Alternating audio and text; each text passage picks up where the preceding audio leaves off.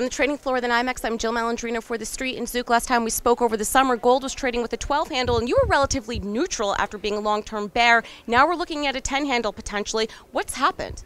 Well, certainly we broke some technical levels up around 1180, but the dollar continued its strength, and certainly the Fed meeting was on the back of people's minds, and with China just getting rid of all sort of asset classes about 2-3 weeks ago really took gold to the woodshed along with most commodities. What are your expectations going into the Fed meeting? Do you think we just consolidate here and it's really going to be what happens after the Fed announcement? I certainly think the initial reaction, if they raise rates, will be gold lower and equities lower. However, it is an actual admission that we might be able to stand on our own 2 feet, and maybe when the dust settles, the equity markets will firm up and go higher. They may even be baked into the equity, so I don't see too much side on the downside of the equities.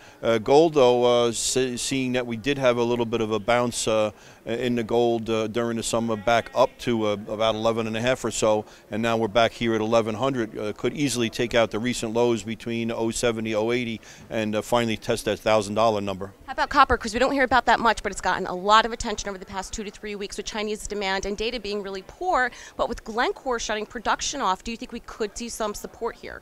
Certainly the numbers in China have been poor, but the stimulus programs that they put into effect earlier in the year, especially the Chinese power grids, seem to be taking effect. If you've seen some of the import data out of China, we've seen a continued 300,000 to 400,000 importing of copper this year, and that has not abated. With the Glencore shutting down production, certainly in water-starved areas such as Africa, all of their operations there, and Grasberg, which is Freeport-McMoRan, having negotiations about whether their concentrate can be exported out of Papua New Guinea. We definitely have some supply constraints that have not been on the table. Coupled with some Chilean news and their constant contract negotiations with their workers, has been the first time that we've seen supply disruptions that may take effect and put a floor into the copper market. All right, thanks very much, Zook. From the trading floor of the NYMEX, I'm Jill Malandrino for TheStreet.